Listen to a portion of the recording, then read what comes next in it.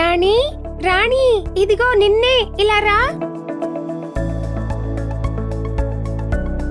బాబాయ్. ఏంటమ్మా స్వప్న, ఏమైంది? అది నిజానికి నువ్వు నిద్రపోతున్నావు బాబాయ్, కానీ నీ కళ్ళు తెరుచుకునే ఉన్నాయి. అదా, అది కుష్ఠవ్యాధి మూలంగా నా కళ్ళు మూతపడవు.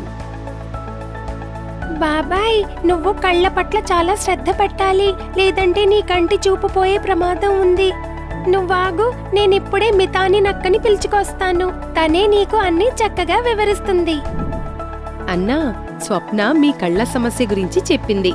ఇందులో కంగారు పడాల్సిందేమీ లేదు. కొన్ని తేలికైన ఉపాయాలున్నాయి. వాటితో మీరు సులభంగా ఇంట్లో ఉండే మీ కళ్లను సంరక్షించుకోవచ్చు. మొట్టమొదటగా ప్రతిరోజు అద్దంలో కళ్లలో ఏమైనా ఎర్రగా లేదు కదా అని మీ కళ్లను పరీక్షించుకోండి. ఎర్రగా కనుక ఉంటే వెంటనే డాక్టర్ని సంప్రదించండి. రోజు మీ అరచేతితో ఒకసారి ఒక కన్ను ముయ్యండి. ఒక నిర్దిష్ట దూరం నుంచి ఒక వస్తువును చూడండి. చూపులో ఏదైనా మార్పు ఉన్నట్లయితే మీ సమీపంలోని ఆరోగ్య కార్యకర్తకు వెంటనే చూపించండి. ఇదే కాకుండా ప్రతిరోజు శుభ్రమైన నీటితో మీ కళ్లను కడగండి. నిద్రించే సమయంలో మీ కళ్లను ఒక మెత్తటి గుడ్డతో కప్పి ఉంచండి.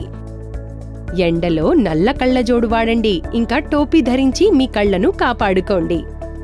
బాబాయ్, ఈ విషయాలన్నీ గుర్తుంచుకోవడం ఎంతో అవసరం. నువ్వు కంగారు పడకు స్వప్న, నేనాయనకి సాయపడతానుగా. ఆయనకి రోజు సమయానికి గుర్తు చేస్తాను. చాలా బావుంది రాణి. ఇప్పుడు నేను నీకు 3 నిమిషాల కంటి వ్యాయామం గురించి చెప్తాను. 10 సెకన్ల పాటు మీ కనురెప్పలను 2 వైపుల నుండి లాగండి. తర్వాత వదిలేయండి. ఆ తర్వాత మళ్ళీ లాగి మళ్ళీ వదలండి. అలా 30 సార్లు రిపీట్ చేయండి. అలాగే అన్నా, నీ ఈ కనురెప్పలు మూసుకోకపోవడాన్ని ఆపరేషన్ ద్వారా నయం చెయ్యొచ్చు. నిజమా అక్క? అమ్మా లత, నీకు ధన్యవాదాలమ్మా. నువ్వు మాకు సరైన మార్గం చూపావు. తమను తాము జాగ్రత్తగా చూసుకునేవారు వైకల్యం బారిన పడకుండా ఉంటారు.